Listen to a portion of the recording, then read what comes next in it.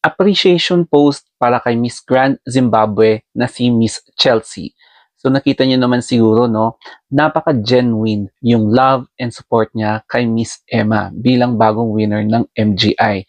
So kitang-kita niyo, hindi siya plastic, tapos hindi niya ginagamit si Emma para mapaangat din yung sarili niya. Napaka-genuine and walang halong parang binabalak niya na masama. During the prelims interview, tinanong kasi ni Nawat si Miss Grand Zimbabwe na, if you would become a judge, who would you pick as a winner? At ang sinabi ni Miss Grand Zimbabwe ay si Philippines ang pipiliin niya. Kasi shinare niya yung mga moments na nung in-approach niya si Emma for tips, mga ganyan, hindi niya na-realize na sobrang humble. Hindi niya in-expect na approachable si Emma, tsaka si Emma ang isa sa mga dahilan kung bakit nag-gain back niya yung kanyang confidence. Kaya ang taas ng tingin niya kay Emma at mas maganda or mas mataas din yung kanyang pagrespeto kay Emma. Merong isang clip na ini-interview ni Emma si Miss Grand Zimbabwe. Nasa parang resort ata sila dyan.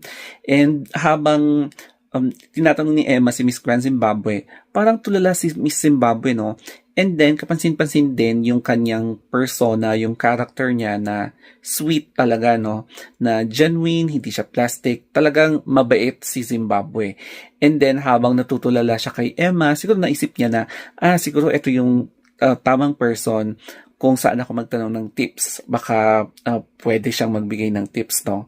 At hindi nga siya nabigo dahil binigyan nga siya ni Emma ng mga dapat niyang gawin, mga tips, mga strategy, at doon nga na-boost yung confidence niya at realize niya na, ay grabe, ang humble naman ni Emma. O, di ba?